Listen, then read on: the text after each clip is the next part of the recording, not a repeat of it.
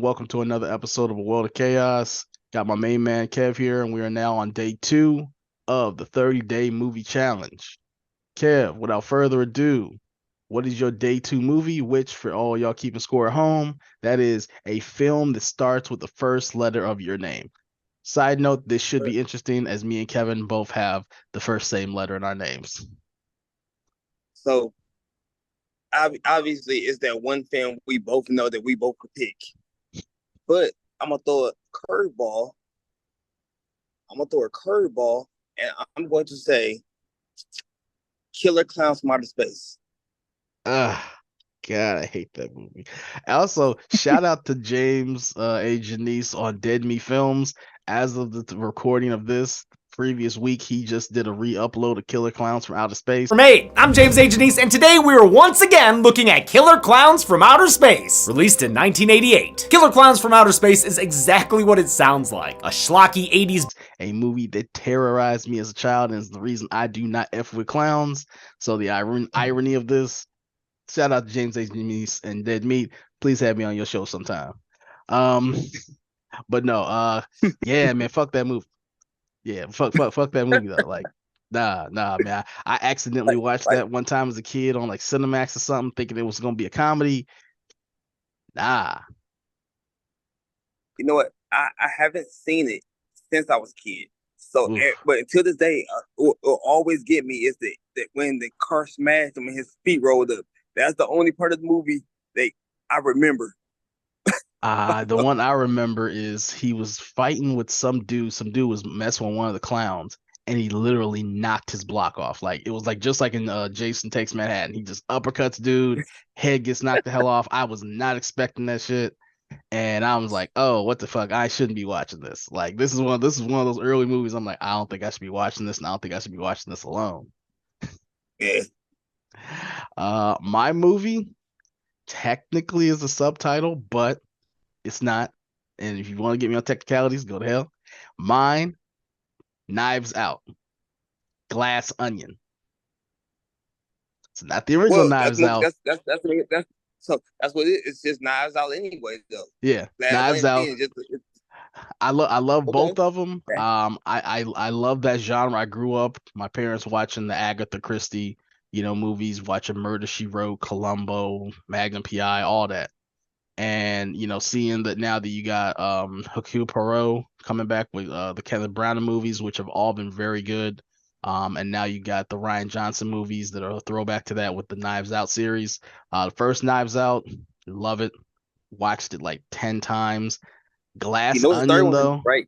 Yeah, third one, I believe third one's coming out next year. And I think from the last thing I heard, Netflix is going to do the same thing they did with Glass Onion, is actually have like a limited release in theaters because it did well in theaters and then go Yeah, straight to Netflix. But Glass Onion, I've probably watched that one like 15 to 20 times. Like it is yeah. just I entertaining enjoy. as hell. I enjoy. What's her name? Janelle Monae, Janelle Monae, and I enjoy Batista's role. Both of their roles. man, like the cast in that movie is crazy. You got Catherine Hahn, you got Edward Norton, Daniel uh, Craig. Daniel Craig. You even got off-screen cameo by Joseph Gordon-Levitt, my boy JGL. He does the dong that comes every hour. He's had some appearance in every Rian Johnson movie. Even when he did a Star Wars movie, he had an unaccredited voice role. But yeah, man, like it's a great whodunit. The fact that it subverts the genre where you don't know. Spoiler alert if you haven't seen Glass Onion, one of the most popular Netflix movies of all time. It's been 3 years. Somebody they had to see it. Right. But like Janelle Monae's character is actually a twin, and you don't realize until halfway through the movie that she's the twin. So when you rewatch the movie and you see her interactions with everybody, it really does layer it to why she was so off to everybody is because she's trying to be low key. The way that it actually is just Edward Norton's character being a dumbass when he's supposed to be this super smart, super rich guy. The fact that Daniel Craig's character is just like could give a shit less about whatever's going on. He's just so over it all. But you want to hear something crazy? What?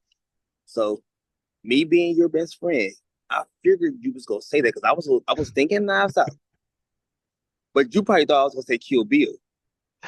I was thinking, I So think when I did my original list back in 2019, Kill Bill Part 1 was actually my pick. And I'm like, I actually want to change some of my answers up. Some of them have evolved. And I'm like, the that, Knives Out movie went out there. So I'm like, I think I actually can so good. evolve this. But I think I was going I'll use that in a couple of weeks, actually. I was going to pick Knives Out, and I was like, nah, I ain't gonna throw Knives Out. But I figured you would though.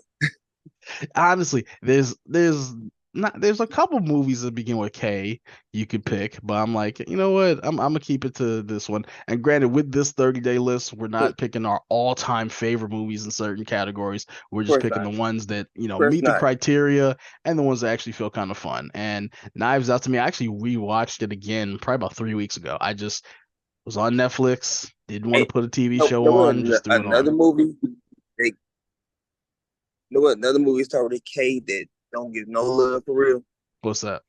Knight's Tale, bro.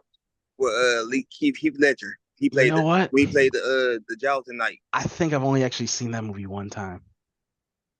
My little Watch it cousin again. back in the day used to love having that on, and I Mhm.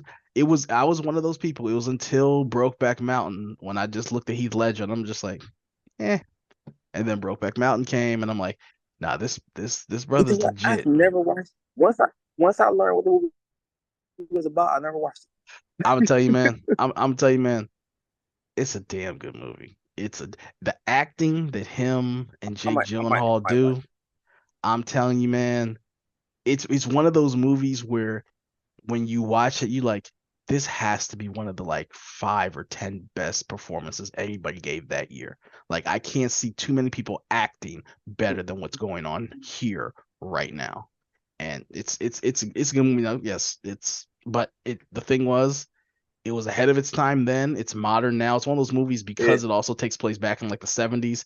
It, kind of Yeah. feels a little timeless, the message, of equality and everything. But man, those two dudes acted their asses off in that movie. And It, it's because of that. When I saw that movie and then they announced him as the Joker, I'm like, oh yeah, yeah. He can do a good job with the Joker from what I saw from it seeing definitely was that. 3 years later when they announced him as a Joker. Hmm. Well, everybody, that is day 2. Let us know in the comments below, what is the best movie that starts with the first letter of your name? I want to see if we can get 26 comments in here, one of every letter, and I want to see who we can get that actually has the best one. Now, whoever has the letter B, you do have the whole Back to the Future catalog and the Batman catalog, so you maybe have a heads up on everybody in here. Couple other letters Not too if you have an necessarily. Avengers. Not necessarily, because those two names are with the T. They could just use it. They True, could use the. true, true. Let me know in the comments below. I've been Chaos. That's been Kev. You've all been awesome. They're Peace. responsibly.